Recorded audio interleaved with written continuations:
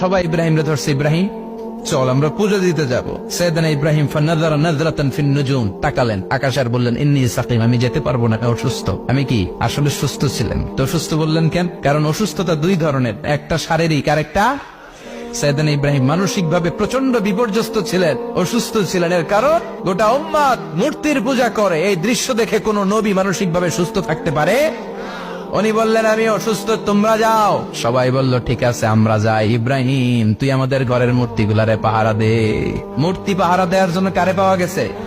সাইয়েদনা ইব্রাহিম কয়, ঠিক আছে আজকে পাহারা দি, মুজাম্মের পাহারা, যা তোরা দিতাছি, পাহারা দিতেছি যা। এইবার সাইয়েদনা ইব্রাহিম মূর্তির ঘরে ঢুকলেন। দেখেন কি সুন্দর কথোপকথন আল্লাহ তুলে ধরলেন। আল্লাহু আকবার। মূর্তির ঘরে, দেবীর ঘরে ঢুকে উনি ঘুরে ঘুরে তাকায়, দেখে একটা এমনি হাত আর একটা ব্যাগ করে 14-15টা হাত নিয়ে তাকায় আছে। উনি সবগুলোর সামনে এভাবে তাকায় আছে, দেখে এক একটা এক এক চেহারা, একটা হাতির গণেশ স্টাইলের, আর একটা এরকম, আর একটা নারীর, আর একটা বাঘের, আর একটা তলোয়ার নিয়ে আইতাছি কোপায় ফেলাম আছে না নাই। সবগুলোর সামনে যায়, যে দেখে আর অবাক হয় কত ধরনের খোদার কাছে এরা কত কিছু চায়। আর যে দেখে প্রত্যেকটার সামনে ডেজার্টস আইটেম, মিষ্টান্ন, এক একটার সামনে রসমালাই, এক একটার সামনে কালো জাম, লাল জাম, রসগোল্লা, চামচাম, দুধ মালাই, মালাই চপ, আছে না নাই।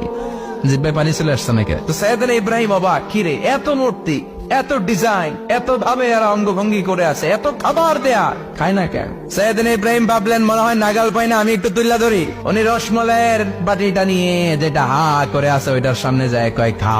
কি কয়? বানাই করতেছি মনে হয়। ফারাগা ইলা আলিহাতিহিম, মূর্তিগুলোর কাছে গেলেন। ফাকালা আলা তাকুলুন, খাবি না? খাবি না দাদা, আমি কিছু খা, কোরআন থেকে বলছি, ঠিক কিনা? উনি ভাবলেন ওরা হয়তো খেতে পারে না, নাগাল পাচ্ছে না, কিংবা আমারে দেখে লজ্জা পাচ্ছে। নিচ থেকে রসমলাইয়ের বাটি তুলে ধরলেন। উনি বললেন খা, আর ওগুলা কয় হা হা করে নিচ্ছে, নড়েও না সরেও না। উনি মুখের সামনে তুলে ধরে বললেন, আলা তাকুলুন, খা। সবগুলার সামনে গেলেন, খা খা। কেউ খায় না, ওগুলো হা করে আছে। সাইয়েদনা ইব্রাহিম বললেন খা, কেউ কথা কয় না। উনি বললেন, খাবি না কেন? তাইলে কথা ক।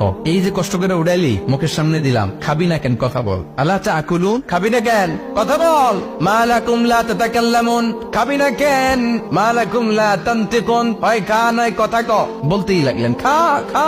প্রত্যেকটা মূর্তির সামনে গেলেন, খা। ওগুলো করে আছে হা, কোনো কথা কয় না। কয় কেন খাবি না? তাইলে কথা ক। খায়ও না, কথাও কয় না। আপনার ছেলে বায়না ধরছে, আব্বা চানাচুর দাও। কি খাম? চানাচুর কিনে দিলেন, এই নে চানাচুর। এখন চানাচুর খায় না। কিরে বাপ খাবি না কেন? কথাও কয় না, খায়ও না, কথাও কয় না। এখন বাকি আছে কোনটা? কথা কর। ফারাগা আলাইহিম দারবাম বিল ইয়ামিন, ডান হাতে কোপানো শুরু করলেন। ইচ্ছে মতো খুশি কিল মারতে মারতে মূর্তিগুলার সাইজ। ফারাগা আলাইহিম দারবাম বিল ইয়ামিন, এক একটা নবীর হাতে জান্নাতি শক্তি দিয়েছে কে? খা নাইলে কথা ক। খায় না, কথাও কয় না, বাকি আছে মায়ের। মারতে শুরু করলেন, মারতে মারতে সব শেষ। তারপরে খুঁজে পেলেন একটা কুড়াল। কি পেলেন? কুড়াল দিয়ে মারতে আরো সুবিধা, খালি এটারে এভাবে মারে, ওইভাবে মারে। মারতে মারতে যতগুলো মূর্তি ছিল সবগুলো মেরে বড় মূর্তিটার গায়ে মারতে যাবে, in the meantime stop, কয় না এটারে মারো না। ফাজআলাহুম জুদাদান, সবগুলারে টুকরা টুকরা, ইল্লা কাবীর আল্লাহুম, 12টা ছাড়া ওইটারে রেখে দিলেন। আর বুদ্ধি করে কুড়ালটারে বড়টার কান্দে ঝুলাইয়া দিলেন, বড় মূর্তিটার কাদের মধ্যে ঝুলাই দিলেন। ঘটনাটা সুন্দর হয়েছে না? এখন কেমন যেন মনে হয় এটা কুপাইয়া দাঁড়া রয়েছে বাবার বেটার মতো। বড় পূজার শেষ, পূজার দিনক্ষণ শেষ। বিকেল বেলা পূজা মণ্ডপ থেকে সব এসে দেখে সর্বনাশ। পাহারাদার ইব্রাহিম কই, আনতা ফাআলতা হাদা বিআলিহাতিনা ইয়া ইব্রাহিম। ইব্রাহিম সর্বনাশ কে করছে? তুই করছত নি? আইনো বড়টাই করছে, ওইটারে জিজ্ঞেস করো। বল ফাআলাহু কাবীরুহুম হাদা ফাসআলুহুম ইন কানু ইয়ানতিকুন, কোরআন থেকে বলছে, আমি করি নাই। ওই দেখ কুড়ালটা কার কান্দে, বড়টার কান্দে, ওইটারে জিগা। সবাইকে খাইছে। সবাই বলে, ইব্রাহিম তুমি কি জানো না এগুলো কথা বলে না? সাইয়েদনা ইব্রাহিম বলে যে এটা কথা কয় না, ওইটার পূজা করস কেন? যেটা কথা বলে না, যেটা নিজেরাই নিজেদেরকে মায়ের থেকে বাঁচাতে পারে না, নিজেরাই নিজেদেরকে রক্ষা করতে পারে না, তোরে কিভাবে রক্ষা করবে? এগুলোর পূজা কেন করিস? ফাবুদিতাল্লাযী কাফার, কারো কোনো জবাব নাই, লাজা। সবাইকে, ইব্রাহিম তুই বড্ড বেড়ে গিয়েছিস, তোরে নমরুদের কাছে নেওয়া হবে, রশি দিয়ে পেঁচিয়ে নমরুদের কাছে নেওয়া হবে। নমরুদের নাম শুনছেন? শোনেন নাই বোধহয়? শোনেন নাই? পৃথিবীতে 4 জন বাদশা ছিল, যারা গোটা বিশ্বের বাদশা। গোটা বিশ্বের 2 জন কাফের, 2 জন মুমিন। মুসলমানের একজন হচ্ছে জুলকারনাইন, আরেকজন হচ্ছে সাইয়েদনা সুলাইমান। কাফের একজন হচ্ছে বাখতানাসার, আরেকজন হচ্ছে নমরুদ। এই নমরুদের কাছে নিয়ে যাওয়া হলো রশি দিয়ে বেঁধে।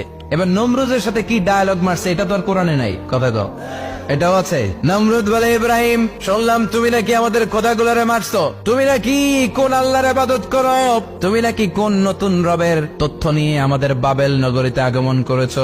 আমি ছাড়া কোনো খোদা আছে বলে তো আমি শুনি নাই, এই বাবেল নগরীতে আমি ছাড়া কোনো খোদা আছে আজকে নতুন শুনলাম। কে তোমার খোদা, কি তার পাওয়া? এবার ডায়ালগ মারা শুরু করলেন সাইয়েদনা ইব্রাহিম। সাইয়েদনা ইব্রাহিম বললেন, রব্বি আল্লাযী ইউহয়ী ওয়া ইউমীত, আমার রব এমন রব যিনি জীবন দেয় আবার মরণও দেয়। নমরুদ বলে, তাই তোমার আল্লাহ জীবন দেয় মরণ দেয়? আনা উহয়ী ওয়া উমীত। এবার নমরুদ ডায়ালগ মারতেছে,